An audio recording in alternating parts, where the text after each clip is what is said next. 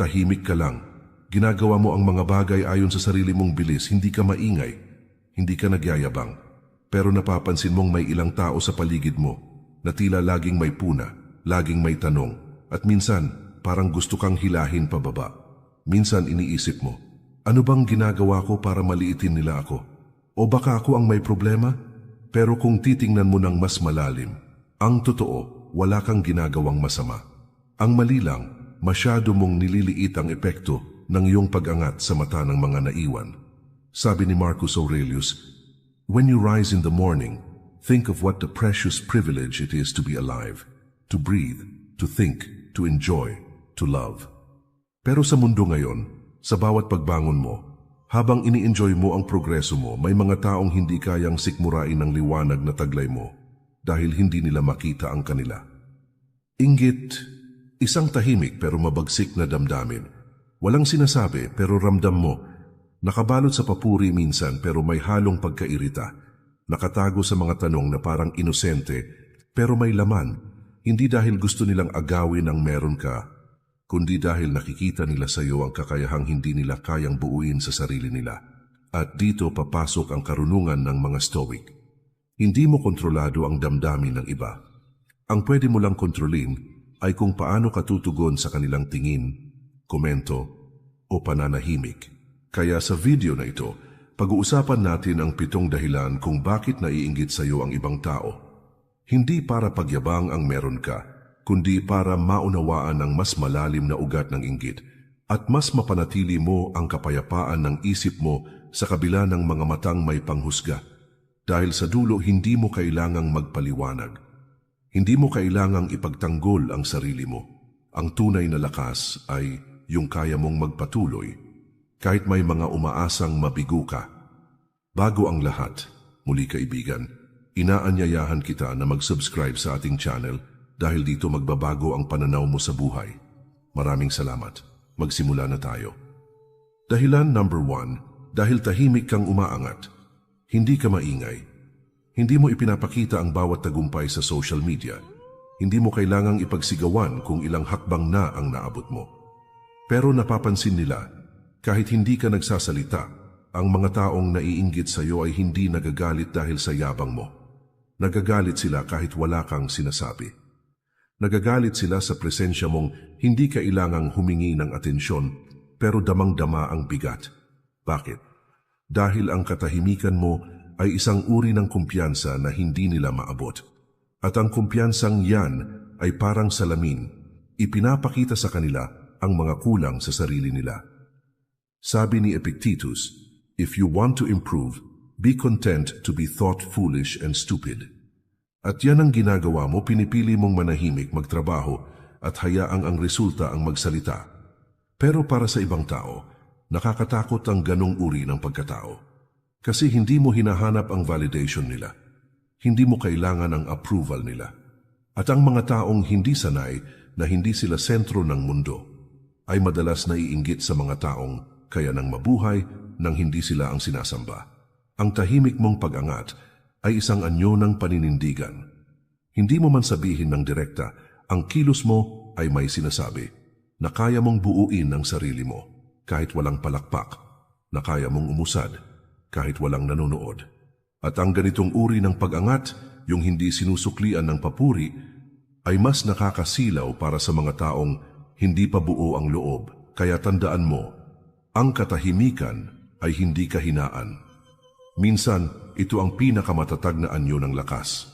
At ang lakas mong yan ay madalas hindi kayang sikmurain ng mga sanay sa ingay. Dahilan number 2, dahil hindi ka umaasa sa opinyon ng iba. Sa isang mundong uhaw sa papuri, ang taong hindi naghahanap nito ay parang isang banta. Lahat gustong mapansin. Lahat gustong makuha ang like, ang congrats, ang wow. Pero ikaw, tahimik lang. Ginagawa mo ang tama hindi dahil gusto mong mapansin, kundi dahil ito ang tama. At yan ang hindi matanggap ng iba. Ang karamihan ay namumuhay sa mata ng publiko. Lahat ng galaw, idinidikta ng opinyon ng ibang tao. Porma nila, desisyon nila, maging pangarap nila. Lahat may basbas ng validation. Pero ikaw, pinipili mong manahimik mamuhay ayon sa sariling prinsipyo, at magdesisyon batay sa tunay mong halaga, hindi sa kagustuhan ng iba. Hindi mo kailangan ng tapik sa balikat para tumuloy. Hindi mo kailangang sabihan ng galing mo bago kumilos. Dahil alam mong ang tunay na lakas ay hindi nakukuha sa palakpak, kundi sa paninindigan. Sabi ni Seneca, "What progress you ask have I made? I have begun to be a friend to myself." At dahil kaibigan mo na ang sarili mo, hindi mo na kailangan ng pahintulot ng mundo para maging masaya, para magbago, para sumubok. Kaya kang irespeto ng sarili mo kahit hindi ka iniintindi ng iba. At dito na pumapasok ang inggit. Ang mga taong sanay na umaasa sa opinyon ng iba ay naiinggit sa mga taong malaya. Kasi ang kalayaang yan ay paalala na sila mismo ay nakakadena pa rin. Nakakadena sa takot na hindi mapansin. Nakakadena sa pangangailangan ng palaging pag-apruba. Nakakadena sa ideya na ang halaga ko ay depende sa tingin ng iba. Pero ikaw, wala ka sa kulungang yan. At para sa kanila, ang kalayaan mo ay nakakairita dahil ipinapakita mo sa kanila kung gaano sila nakakulong. Kaya minsan, ang katahimikan mo ay tinatawag nilang pagmamalaki. Ang pagtutok mo sa sarili ay tinatawag nilang pagka-istrikto. Ang disiplina mo ay tinatawag nilang pagiging mayabang. Pero huwag mong hayaang guluhin ka ng maling interpretasyon. Dahil ang taong may kapayapaan sa sarili ay laging mukhang arugante sa mga taong hindi pa buo. At sa dulo, ang mahalaga ay hindi kung anong tingin nila sa'yo, kundi kung anong tingin mo sa sarili mo kapag tahimik na ang lahat. Dahilan number 3. Dahil marunong kang magbago habang sila paulit-ulit pa rin. Isa ito sa pinakamahirap tanggapin para sa ibang tao, ang makita kang nag-i-evolve habang sila'y nananatiling pareho, na habang sila'y kumakapit sa dating bersyon ng sarili nila, ikaw naman ay tahimik na lumalampas sa mga limitasyong dati mong kinakahon. Ikaw ay gumagalaw, hindi dahil gusto mong iwan sila, kundi dahil pinili mong yakapin ang pagbabago, kahit masakit, kahit mag-isa. At iyan, ang hindi lahat kayang gawin. Ang pagbabago ay hindi glamoroso. Walang palakpak sa gabi-gabing pag-aalinlangan. Walang kamera sa likod ng mga tanong mo sa sarili mo kung tama pa ba ang landas na tinatahak mo. Walang aplos sa pagbitaw mo sa mga bisyo, sa maling relasyon, sa dating ugali mong akala mo noon ay ikaw na talaga. Pero ikaw ginawa mo pa rin. Pinili mong harapin ang sarili mong anino. Pinili mong yakapin ang pananahimik para linangin ang iyong loob. Pinili mong hindi manatili sa comfort zone kahit ramdam mong baka mawalan ka ng karamay sa proseso, at doon nagsimulang sumama ang loob ng iba, hindi dahil sinaktan mo sila, kundi dahil ipinakita mo sa kanila kung gaano sila natakot magbago. Sabi ni Marcus Aurelius, "If someone can prove me wrong and show me my mistake in any thought or action, I shall gladly change. I seek the truth, which never harmed anyone. The harm is to persist in one's own self-deception and ignorance." Ang taong may lakas ng loob na baguhin ang sarili ay banta sa mga taong namumuhay pa rin sa ilusyon ng comfort. Kaya nga't kahit wala kang sinasabi, naiinggit sila sa'yo. Dahil ang presensya mo ay paalala na pwede pala, na kaya palang umiwas sa gulo, na kaya palang baguhin ang mindset, na kaya palang lumayo sa mga taong walang ambag kundi pabigat. Ang inggit nila ay hindi galit sa kung ano ka ngayon. Ang totoo, inggit sila sa tapang mong iwan ang dating ikaw. Dahil sila, ayaw pa ring humiwalay sa bisyong matagal nang sumisira sa kanila. Ayaw pa ring bitawan ang barkadang nagpapaikot lang sa kanila sa parehong pagkakabalaho. Ayaw pa ring tanggapin na ang kinaiinisan nila sa ibang tao ay madalas refleksyon ng sariling pagkakulong. Kaya kapag may mga taong tila lumalayo, tumatahimik, o naglalabas ng sama ng loob sa iyo, tanungin mo, ako ba ang problema o ako lang ang paalala ng pagbabago na hindi pa nila kayang yakapin? Sa mundong ito, hindi lahat matutuwa sa pag-angat mo. Lalo na yung mga piniling hindi umalis sa lupa kahit bukas na ang langit para sa kanila. At sa ganitong mga sandali, doon mo mas maiintindihan. Ang tunay na pag-unlad ay hindi palaging masaya. Madalas, ito'y nagbubunyag ng katotohanang ayaw marinig ng iba. Pero kahit masakit, huwag kang titigil. Dahil ang pagbabago mo ay hindi para saktan sila. Ito'y para mailigtas ang sarili mo mula sa sarili mong pagkakatali. Dahilan number 4. Dahil hindi ka takot mapag-isa. Sa mundong takot na takot sa katahimikan, ang taong marunong mapag-isa ay parang kakaibang nilalang. Parang may alam na hindi alam ng karamihan. At dahil hindi nila maintindihan ang kapayapaan mong wala sa piling ng iba, naiinggit sila sa iyo. Marami ang nagtatago sa ingay ng paligid, sa maingay na barkada, sa paulit-ulit na relasyon, sa walang tigil na pag-scroll, sa pakikipagkwentuhan na walang saysay.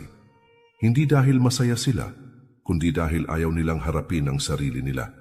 Dahil kapag tahimik na, doon nila maririnig ang mga tanong na matagal na nilang iniiwasan. Pero ikaw, pinili mong tahimik. Pinili mong kumawala sa mga gulong walang patutunguhan. Pinili mong lumayo sa mga tao kahit alam mong masakit dahil alam mong hindi na sila tumutulong sa paglago mo. At iyan ang hindi nila maintindihan. Sabi ni Seneca, "He who is afraid to be alone is afraid of being honest with himself."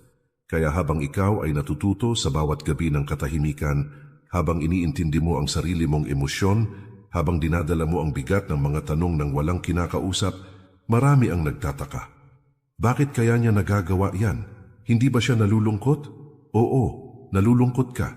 Pero hindi ka natatakot dahil alam mong ang paglago ay laging dumarating sa panahong tahimik ang paligid.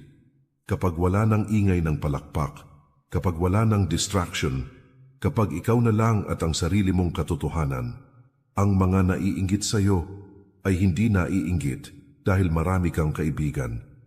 Naiinggit sila dahil kaya mong mabuhay kahit wala silang lahat, at ang ganitong uri ng lakas, ang kakayahang maging buo kahit mag-isa, ay tila bang paninindigang hindi nila matagpuan sa sarili nila. Kaya kapag nakita nilang kontento ka sa sarili mong mundo, na hindi ka naghahabol sa atensyon, na hindi ka dependent sa presence ng iba, napipilitan silang harapin ang tanong na pilit nilang tinatakbuhan. Bakit siya kaya niyang tumahimik, samantalang ako hindi mapakali? At doon sila naiinggit. Hindi sa pera mo, hindi sa itsura mo, hindi sa tagumpay mo, kundi sa kapayapaan mong hindi nila mahanap kahit napapalibutan sila ng tao. Dahil sa mundong sinasamba ang koneksyon, ang pinakarebelde ay ang taong kayang magtayo ng sarili niyang katahimikan. Kaya huwag mong ikahiya ang pagiging mapag-isa. Huwag mong isipin na kulang ka dahil wala kang kasama. Dahil ang taong marunong mapag-isa ay ang taong hindi madaling masira. Dahilan number 5. Dahil hindi ka na naghihiganti, pinapatawad mo na lang at tinutuloy ang buhay. Isa ito sa mga bagay na hindi madaling gawin. Ang hindi gumanti kahit kaya mo. Ang manahimik kahit kaya mong sumagot. Ang patawarin kahit hindi sila humingi ng tawad. At higit sa lahat, ang ipagpatuloy ang buhay mo kahit hindi nila nakita ang bigat ng sakit na iniwan nila sa iyo. At kapag ginawa mo ito, kapag pinili mong patahimikin ang galit at sa halip ay ayusin ang sarili mo, makakaasa kang may maiinis, may maiinggit, may manggagalaiti sa katahimikan mong hindi nila masira. Bakit? Dahil gusto nila ng gulo. Gusto nilang masira ka. Gusto nilang bumagsak ka gaya ng inaasahan nila. Pero sa halip na gumanti, tumahimik ka. Sa halip na ipahiya sila, pinatawad mo. At sa halip na sayangin ang oras mo sa pagbibilang ng sama ng loob, ginamit mo ang panahon sa paghilom, sa pagangat, at sa panibagong simula. At yan ang hindi nila matanggap, sabi ni Marcus Aurelius. The best revenge is not to be like your enemy. At yan ang ginawa mo. Hindi mo sila ginaya. Hindi ka bumaba sa level na gusto nilang hilahin ka. At sa bawat araw na pinipili mong bumangon ng may dignidad, ay isang araw na naaalala nilang hindi ka nila nagawang sirain. Marami ang naiinggit sa ganitong uri ng lakas. Yung klaseng hindi maingay, pero matatag.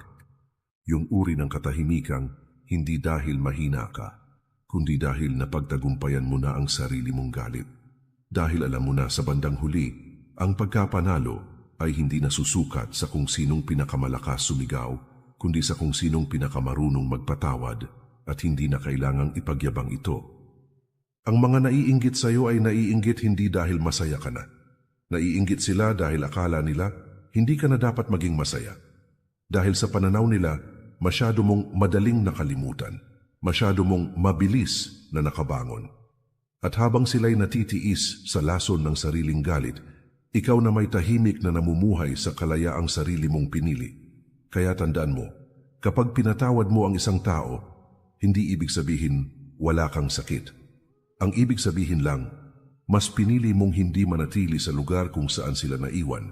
At ang kakayahang yan, ang kakayahang magpatawad ng walang paghihiganti, ay isang uri ng katahimikan na kinaiinggitan ng mga taong punong-puno pa rin ng galit sa puso. Dahilan number 6, dahil hindi mo na kailangan ng kompetisyon, panatag ka na sa sarili mo. Sa mundong lahat gustong mauna, gustong manguna, gustong mapagkamalang pinakamagaling. Ang taong hindi na nakikipag-unahan ay isang misteryo. Tahimik kang gumagalaw. Walang yabang, walang flex, walang mas magaling ako diyan na energy. Pero sa bawat kilos mo, halatang buo ka na. At iyan ang nakakagambala sa iba. Dahil sa totoo lang, karamihan ng tao ay hindi talaga gustong manalo. Gusto lang nilang may matalo. Gusto lang nilang may mapagkumparahan para maramdamang mas mataas sila. Gusto nilang patunayan sa iba ang halaga nila. Dahil sa loob-loob nila, hindi pa nila ito nararamdaman sa sarili nila. Kaya kapag may isang tulad mo na dumarating, na hindi nakikipagkumpetensya, pero umaangat, na hindi naninira, pero nangingibabaw, na hindi nagpapakitang gilas, pero kapansin-pansin, nagkakandagulo ang sistema nila. Sabi ni Epictetus, if you want to improve, be content to be thought foolish and stupid. At kaya mong tanggapin yan na minsan tatawanan ka, na minsan hindi ka mapapansin, na minsan aakalain nilang wala kang ambisyon. Pero ang hindi nila alam, kaya mong hindi magmadali dahil panatag ka na sa direksyon mo. Hindi ka na driven ng inggit, ng pride, o ng validation. Ang nagpapaandar sa iyo ngayon ay disiplina, purpose, at katahimikan. At doon sila naiinggit. Hindi sa tagumpay mo, kundi sa peace of mind mong hindi nila mabili. Naiinggit sila dahil habang sila'y abalang-abala sa pagpapatunay ng sarili nila, ikaw ay abala sa pagpapaunlad ng sarili mo. Walang ingay, walang gulo. Nakakabingi sa kanila ang katahimikan mo. Nakakainis sa kanila ang kawalan mo ng pakialam sa kompetisyon. Dahil habang sila'y abala sa paghila ng iba pababa, ikaw ay abala sa pag-akyat, kahit mag-isa. Tandaan mo, ang taong may tunay na tiwala sa sarili ay hindi kailangang manalo sa palakasan, hindi kailangang mangibabaw sa usapan, hindi kailangang ipamukha kung anong meron siya. Dahil sapat na ang katahimikan niya para ipaalam, buo siya kahit walang nakakakita. At sa mundong puno ng ingay at kompetisyon, ang ganitong klase ng katauhan ay tila isang hamon, isang salamin na nagpapakita kung gaano pa kaliit ang tingin ng iba sa sarili nila. Kaya kapag nararamdaman mong may naiinggit sa'yo, kahit wala ka namang ginagawa, malamang ay dahil wala kang intensyon mangibabaw. Pero ikaw pa rin ang lumilitaw, at sa totoo lang, walang mas nakakainis sa taong hindi mo matalo, kasi hindi naman siya nakikipaglaban. Dahilan number 7, dahil natagpuan mo na ang layunin mo, at hindi na ikaw ang lumang ikaw. Ito na ang dahilan na hindi masabi ng marami, pero damang-dama sa bawat tingin, kilos, at katahimikan nila sa paligid mo. Tahimik kang pinagmamasdan, tahimik kang kinaiinggitan, hindi dahil sa kung anong meron ka, kundi dahil sa kung sino ka na ngayon. Nakita nila kung saan ka nagsimula. Kasama ka nilang naligaw, nagkamali, tumawa, lumuha. Nakita nila ang mga araw na bagsak ka, ang mga gabing puno ng tanong ang mata mo, ang mga panahong kahit sarili mo, hindi mo na maintindihan. At ngayon, tahimik kang tumindig, tahimik kang binuo ang sarili mo, at higit sa lahat, natagpuan mo na ang layunin mo. Hindi mo man ito ipinagsisigawan, ramdam sa bawat hakbang mo na may direksyon ka na. May dahilan ka na kung bakit ka bumabangon. Hindi ka na basta-basta sumasabay sa agos. Alam mo na kung para saan ka nabubuhay. At ang ganitong klase ng kalinawan ay isang uri ng kapangyarihang hindi lahat handang makita sa isang taong dati nilang ka-level. Kasi ang tagumpay mo ngayon ay hindi na aksidente, hindi na tsamba. Ito ay bunga ng intensyon, disiplina at paninindigan. At kapag may taong ganyan, nagiging paalala ito sa iba kung gaano pa sila kalayo. Nagiging salamin ito ng lahat ng hindi pa nila kayang harapin sa sarili nila. Sabi ni Marcus Aurelius, "Stop drifting. You've wandered enough. Wake up. Show yourself. You're not a child anymore." At yan ang ginawa mo. Nagising ka. Hindi na ikaw ang taong palaging naghihintay ng direksyon mula sa iba. Hindi na ikaw ang madaling hilahin ng opinyon ng mundo.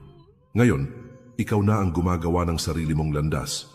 Kaya't kahit hindi nila aminin, may kirot sa loob nila sa tuwing nakikita kang kontento, malinaw at buo. Dahil alam nila, ikaw, natagpuan mo na ang sarili mo. At sila, nasa gulo pa rin ng pagkakaila, ng pagpapanggap, ng pakikisabay. Kaya minsan, ang inggit ay hindi mukhang galit. Minsan mukha itong tahimik na paglayo, mukha itong biro na may sundot, mukha itong, "Uy, nagbago ka na may halong panunumbat. Pero ang totoo, hindi ka lang nagbago. Lumaya ka. At ang kalayaan mo, ang linaw ng direksyon mo, ang katahimikang taglay ng isang taong buo na, ay bagay na hindi nila matanggap dahil ito'y paalala ng lahat ng takot pa rin nilang harapin. Kaya kapag tinanong ka, bakit kaya parang naiinggit sila sa akin, wala naman akong ginagawang masama. Ito lang ang sagot. Kasi ikaw na ang naging taong akala nila sila ang mauuna. Kapatid, kung umabot ka sa dulo ng video na ito, marahil isa ka sa iilan na hindi takot harapin ang katotohanan na hindi lahat ng katahimikan ay kapayapaan at hindi lahat ng pagngiti sa harap mo ay tapat. Ang inggit ay hindi palaging sigaw. Minsan, ito'y bulong, tahimik, mapanlinlang. At kung hindi ka matatag sa sarili mo, madali kang madadala ng mga tinging may halong pagdududa. Pero ngayon, alam mo na, hindi ikaw ang problema. Ikaw ang paalala ng kung anong posible. Ikaw ang ebidensya na ang katahimikan ay hindi kahinaan, kundi lakas na bihirang maabot ng ingay. Kaya huwag mong hayaang patayin ng inggit ng iba ang apoy sa loob mo. Panatilihin mong buo ang tiwala mo sa sarili. Ipagpatuloy mo ang landas mo kahit hindi ito maintindihan ng iba. At kung naramdaman mong tumama sa iyo ang mensaheng ito, huwag mong hayaang dito na lang tumagtapos. Mag-subscribe ka ngayon, hindi lang para sa susunod na video, kundi bilang paninindigan na pipiliin mong lumago kahit sa mundong madalas ay gustong hilahin ka paatras. Dahil sa dulo, ang stoic ay hindi lang yung tahimik. Ang tunay na stoic ay yung kahit na naiinggit sa kanya ang mundo, ay marunong pa ring manahimik, magpatawad at magpatuloy.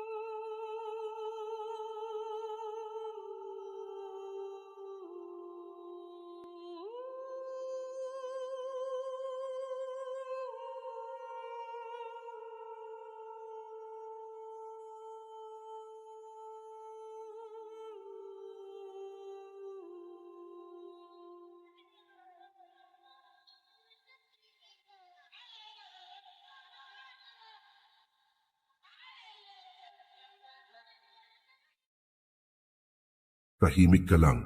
Ginagawa mo ang mga bagay ayon sa sarili mong bilis. Hindi ka maingay. Hindi ka nagyayabang. Pero napapansin mong may ilang tao sa paligid mo na tila laging may puna, laging may tanong, at minsan parang gusto kang hilahin pababa. Minsan iniisip mo, ano bang ginagawa ko para maliitin nila ako? O baka ako ang may problema?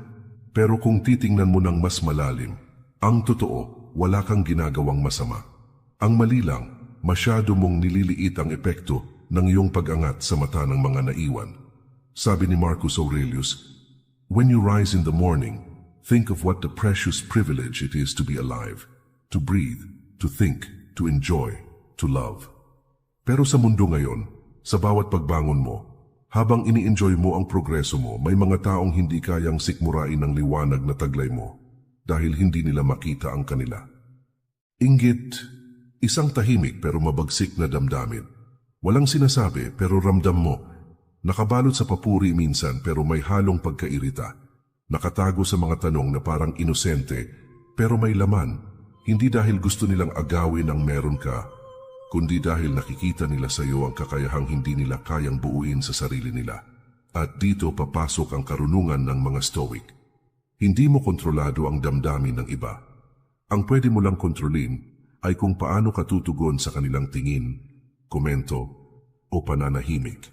Kaya sa video na ito, pag-uusapan natin ang 7 dahilan kung bakit naiinggit sa iyo ang ibang tao. Hindi para pagyabang ang meron ka, kundi para maunawaan ang mas malalim na ugat ng inggit at mas mapanatili mo ang kapayapaan ng isip mo sa kabila ng mga matang may panghusga.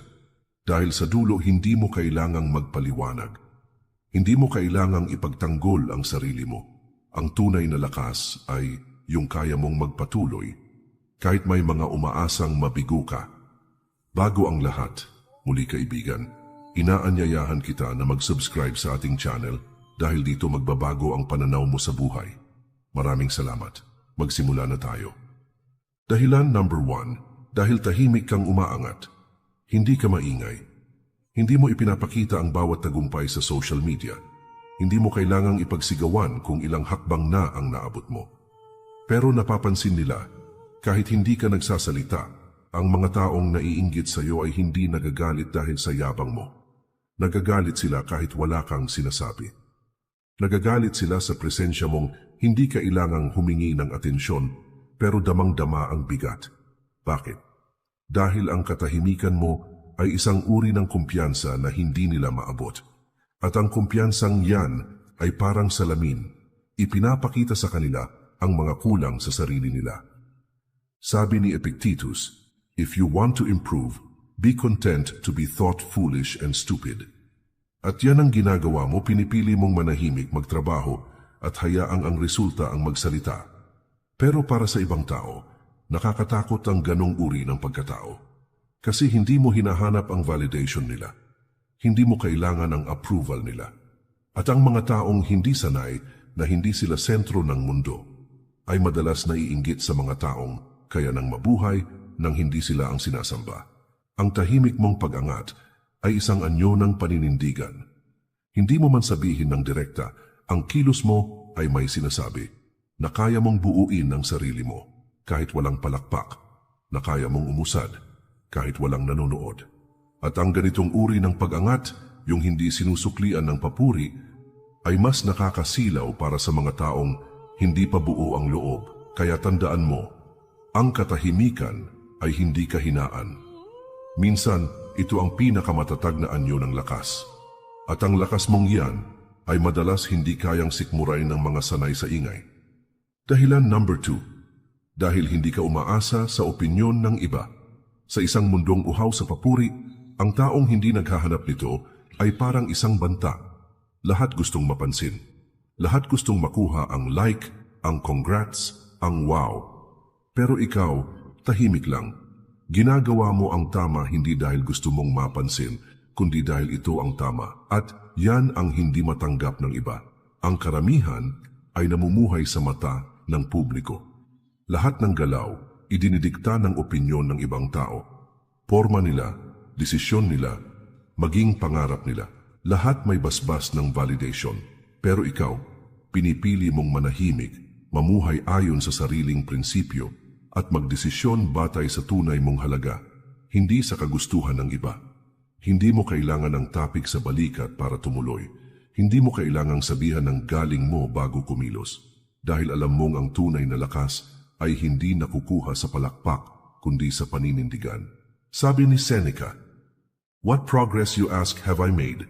I have begun to be a friend to myself." At dahil kaibigan mo na ang sarili mo, hindi mo na kailangan ng pahintulot ng mundo para maging masaya, para magbago, para sumubok. Kaya kang irespeto ng sarili mo kahit hindi ka iniintindi ng iba. At dito na pumapasok ang inggit.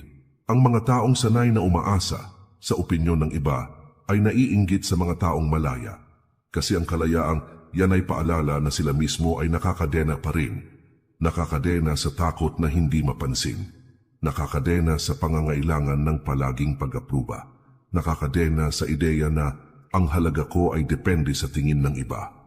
Pero ikaw, wala ka sa kulungang yan.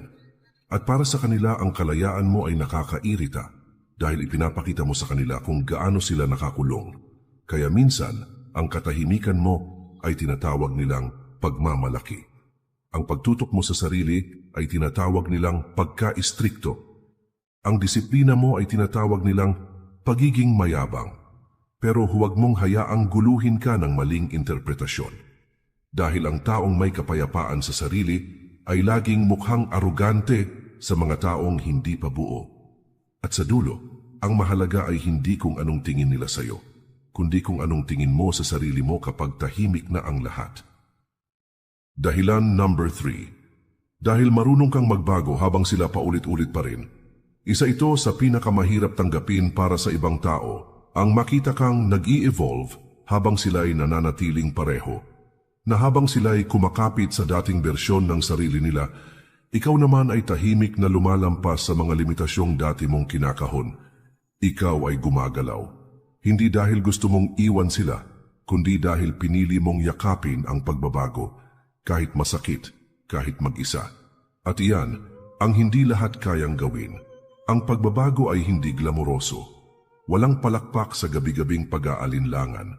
Walang kamera sa likod ng mga tanong mo sa sarili mo kung tama pa ba ang landas na tinatahak mo. Walang aplos sa pagbitaw mo sa mga bisyo, sa maling relasyon. Sa dating ugali mong akala mo noon ay ikaw na talaga. Pero ikaw ginawa mo pa rin. Pinili mong harapin ang sarili mong anino. Pinili mong yakapin ang pananahimik para linangin ang iyong loob. Pinili mong hindi manatili sa comfort zone kahit ramdam mong baka mawalan ka ng karamay sa proseso. At doon nagsimulang sumama ang loob ng iba. Hindi dahil sinaktan mo sila, kundi dahil ipinakita mo sa kanila kung gaano sila natakot magbago. Sabi ni Marcus Aurelius, "If someone can prove me wrong and show me my mistake in any thought or action, I shall gladly change. I seek the truth, which never harmed anyone. The harm is to persist in one's own self-deception and ignorance." Ang taong may lakas ng loob na baguhin ang sarili ay banta sa mga taong namumuhay pa rin sa ilusyon ng comfort. Kaya nga't kahit wala kang sinasabi, naiinggit sila sa'yo. Dahil ang presensya mo ay paalala na pwede pala, na kaya palang umiwas sa gulo, na kaya palang baguhin ang mindset, na kaya palang lumayo sa mga taong walang ambag kundi pabigat. Ang inggit nila ay hindi galit sa kung ano ka ngayon. Ang totoo inggit sila sa tapang mong iwan ang dating ikaw. Dahil sila, ayaw pa ring humiwalay sa bisyong matagal nang sumisira sa kanila. Ayaw pa ring bitawan ang barkadang nagpapaikot lang sa kanila sa parehong pagkakabalaho. Ayaw pa ring tanggapin na ang kinaiinisan nila sa ibang tao ay madalas refleksyon ng sariling pagkakulong. Kaya kapag may mga taong tila lumalayo, tumatahimik, o naglalabas ng sama ng loob sa iyo, tanungin mo, ako ba ang problema o ako lang ang paalala ng pagbabago na hindi pa nila kayang yakapin? Sa mundong ito, hindi lahat matutuwa sa pag-angat mo. Lalo na yung mga piniling hindi umalis sa lupa kahit bukas na ang langit para sa kanila. At sa ganitong mga sandali, doon mo mas maiintindihan. Ang tunay na pag-unlad ay hindi palaging masaya. Madalas, ito'y